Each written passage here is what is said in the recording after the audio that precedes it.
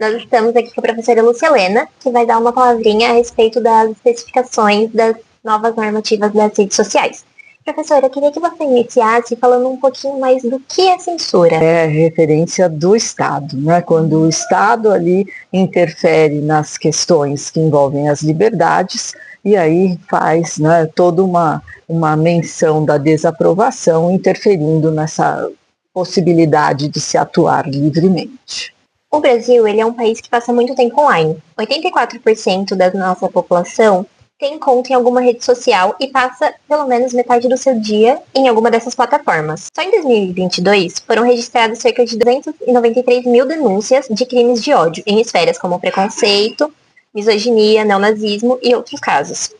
Isso foi antes das regras que começaram a chegar agora nos Estados Unidos. Que tipo de movimento nós podemos esperar nas redes sociais de agora em diante? Eu acho que a preocupação é das pessoas entenderem que essas regras que estão, né, valendo lá nos Estados Unidos, que são, né, bem para enaltecer, né, o novo governo, né, e as políticas governamentais, que as pessoas entendam que elas venham para cá. Mas aqui no Brasil, a nossa referência é a referência dos direitos humanos.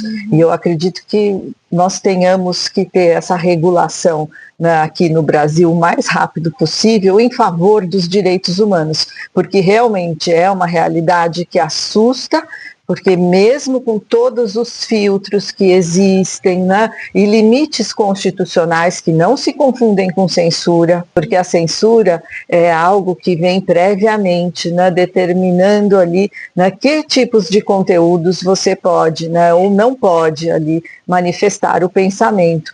Já, né, os limites constitucionais envolvem todas essas situações que você aqui acabou por exemplificar, né? Então isso tudo não é censura, mas sim limite constitucional. Então o perigo é as pessoas aqui no Brasil entenderem que porque aconteceu isso nos Estados Unidos, que isso virá automaticamente aqui para o Brasil. E não é assim, porque aqui dentro do Brasil as leis brasileiras é que são as leis válidas. Mas aqui para nós, né, não existe censura, mas existem sim limites constitucionais, todos eles voltados, né, para o respeito e a dignidade das pessoas.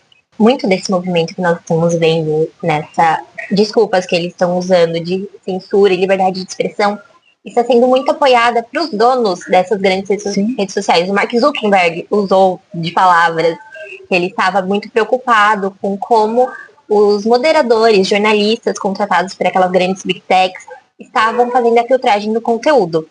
E o Elon Musk também, ele retirou do X completamente e começou a usar das notas de comunidade. A gente tem uma preocupação de até onde eles podem ir retirando esse tipo de verificação, até onde eles vão chegar com essa desculpa da liberdade de expressão. Ela pode ir muito além ou vai ter algum tipo de saldo jurídico que possa usar para limitá-los?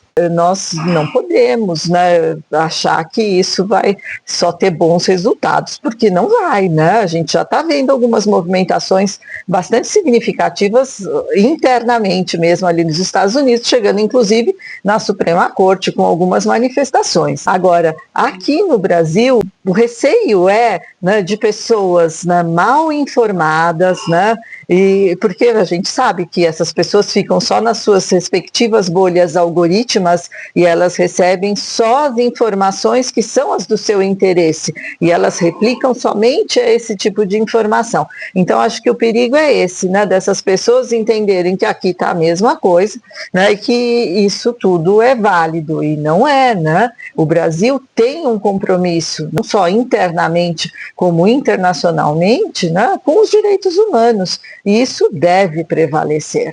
Eu queria saber se a gente tem alguma forma de preocupação em as big techs dos Estados Unidos pressionarem o nosso poder jurídico para, pelo menos, algumas das novas regras começarem a se valer aqui no Brasil. Tem alguma Eu forma? acho que as pressões, elas podem acontecer, mas as normas brasileiras é que têm que ser válidas, né? Liberdade, né, de manifestação do pensamento nunca foi liberdade para cometimento de delitos, principalmente delitos, né, como os que a gente tem visto, que são delitos hediondos. Isso me deixa muito preocupada. Então, de forma alguma, a gente pode retroceder e permitir que não haja mais esses filtros. E tem que ser por pessoas responsáveis. Os jornalistas são muito responsáveis, mas nós não podemos, né, pensar em ausência de checagem do que está acontecendo. E veja, não é censura, porque eu estou falando de verificação do que foi postado.